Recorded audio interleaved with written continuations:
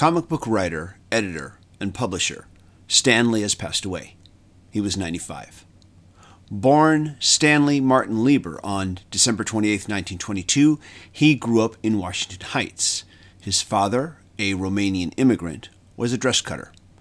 It is reported that he loved adventure books and Errol Flynn movies.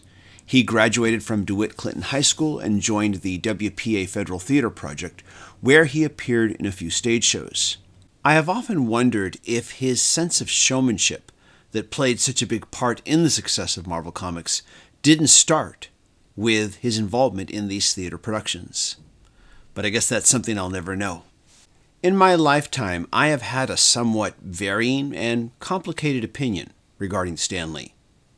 As a young comic reader, I was at first, of course, awestruck by how much work I had perceived him to produce and how many characters I had perceived that he created. Then in my later years, I began to read that perhaps he didn't actually create and write everything that he had been previously credited for, and I began to regard him with a certain amount of contempt.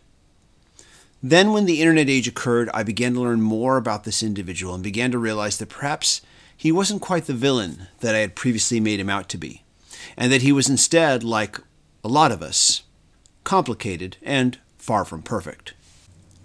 Lee began to work in the comic business in 1939, first working as a gopher for Timely Comics, later to become known as Marvel Comics. 2 years later, he would pen his first story in the pages of Captain America #8. It was a text filler story, and he would use the pen name Stan Lee for the first time.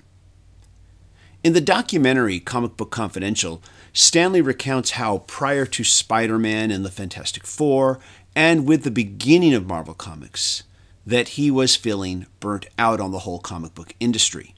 That he had basically been telling the same stories over and over again in order to please his boss, and he was ready to quit and move on and become a real writer.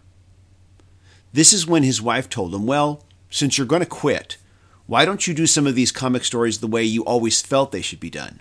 He then goes on to state that this led to the original Spider-Man and Fantastic Four stories, and how everything they started to put out during this time sold really well, which encouraged him to keep creating comics in the way that he felt that they should be done, and that pretty soon it had just all become too much fun, and he no longer wanted to quit. Or at least that's how Stan tells it. You see, during his lifetime, Stan Lee grew a reputation for telling stories, and not just in the comic worlds that he co-created and worked on. Growing up as a kid during this period of comic book history, you might get the impression that Stan Lee wrote every single Marvel comic and that he had created every single Marvel character. And as a kid, I would have thought the same thing. Of course, this wasn't completely true. While there are some books that I feel Stan Lee took a more personal role in writing, it is now known that with a lot of his work during this time period, that he mostly collaborated with the various artists that he worked with. He would brainstorm a story with the artist first, then create a synopsis. The artist drew the story, and then Stan Lee would write the dialogue and captions. The process became known as the Marvel Method. It was this method that would allow him to leave his personal style on pretty much every Marvel comic of the time period. But many of these artists that Stan Lee worked with, like Jack Kirby, would add their own story ideas in the process and leave notes for Stan Lee to follow. One such instance involves the now legendary Marvel Comics character, the Silver Surfer. It's reported that Jack Kirby created the character on his own after his and Stan Lee's brainstorming session. When Stan looked at the finished pencils, he apparently asked something along the lines of, "Who's this guy on the surfboard?" But the credits on that issue of Fantastic Four number 48 read, "Written by Stan Lee," just as they had on every Marvel comic that he worked on. So fans assumed that Stan Lee created the Silver Surfer. Lee, who at first thought the Surfer was a ridiculous character, would quickly take a shine to him and begin to treat him as if he was his own creation by using the character for what would become known as some of his most introspective and thoughtful comics work, thus leaving his stamp on a character that he did not create in a way that Jack Kirby could have never anticipated. As the number of Marvel titles grew, more writers would come on board to handle the workload of the monthly books. Stan's influence would still be felt as he would continue to oversee every title. He still actively wrote on some of the books, but even if he wasn't scripting the actual story, you could feel his influence. He might add captions to a book's opening page that talk to you, the reader, as if you were part of the gang that included him and everyone else that worked at Marvel. He would moderate the letters column with his snappy, we're all part of the same gang style as well. He had a monthly column that for years was published in each and every monthly Marvel comic book entitled Stan's Soapbox, where he would sometimes proselytize on his personal philosophies, but also get you hyped up for the next new thing coming from Marvel. Whenever the media came calling for an interview, be it radio, print, or TV, it was always Stan Lee that was the voice of Marvel Comics. This showmanship editorial style of his contributed to what set Marvel apart from its competitors, although DC Comics, whose characters I love by the way, did try their best to copy it. It helped to create a house style, and it made him synonymous with Marvel Comics in the eyes of fans and eventually the world. Even when he was no longer serving as editor, no longer writing those captions I spoke of earlier, even after Marvel had long since stopped publishing Stan's Soapbox, it was still Stan who appeared at the conventions. It was Stan who did the college lecture circuit. I don't know if what I'm about to say was ever deliberately calculated by Stan Lee or not, but if it was deliberate, it was brilliant. Because you see, at the end of the day, Stan was still just an employee. He didn't own any of the rights to the characters that he co-created with Jack Kirby or Steve Ditko any more than they did. He would eventually walk the corporate ladder from editor-in-chief to publisher and even to president. But while he was still writing and editing, he made himself the face of Marvel Comics. And his publisher, Martin Goodman, probably just thought, let him, as long as it's selling books. After all, nobody's going to care about these silly comic books 20 years from now. He made himself so synonymous to the brand that he has made a cameo in every Marvel Studios and every Marvel licensed movie. Decades ago, and this would be many years prior to the internet, I read an interview with Jack Kirby expressing his anger over Stan Lee taking credit for his creations. And I remember feeling angry and betrayed by this information, and rightly so. But as I have read more and more about the different creative dynamics that existed during this time, I feel that in some instances at least, Stan Lee just let people give him credit for characters he didn't create, and that for many years he just didn't bother to correct anyone who gave him that credit.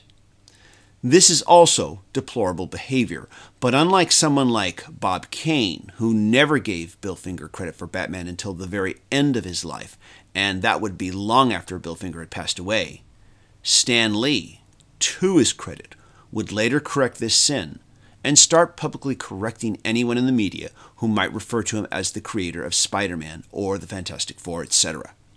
And he would respond quickly with something like, no, Spider-Man was created by myself and a very talented artist named Steve Ditko. Or, no, I co-created the Fantastic Four with a very talented artist named Jack Kirby.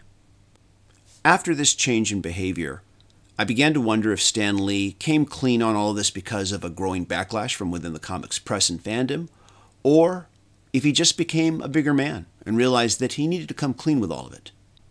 In the BBC documentary In Search of Steve Ditko, there is an interview with Stan Lee where you get to see him in a rare moment where I feel that we're actually listening to and watching Stan Lee, the complicated individual, versus Stan Lee, the showman/spokesman for Marvel. In it, he relays his experience with Steve Ditko expressing his anger to him that he, Stan Lee, would publicly state to the press that he was the sole creator of Spider-Man. And Lee would tell him, well, I always thought I was because I came up with the idea. Ditko would retort, all you had was the idea. That's nothing until he is given visual form, which I did. What follows is a rare glimpse into the complicated feelings that an individual can encounter as Stan Lee struggles between his belief that he really was the sole creator of Spider-Man, but conceded that giving co-credit to Steve Ditko was the right thing to do, because he genuinely felt badly about a friendship that had been damaged over this. If you've never seen this documentary, it's here on YouTube, and I recommend you watch it, even if it's just for this one bit of conversation alone. It's an amazing moment, and both sides bring up some very good points. After this incident, it was Stan Lee who personally insisted that Steve Ditko's name appear alongside him in the credits of the first Spider-Man movie, and every Spider-Man movie after that. But even if Stan Lee wasn't the sole creator of Spider-Man, or the Fantastic Four, or the X-Men, etc., etc., etc., etc., he was still either the creator or co-creator of a large part of the Marvel Universe. He helped give rise to the concept of the shared comic book universe that would later become the unintentional blueprint for the Marvel Cinematic Universe of movies.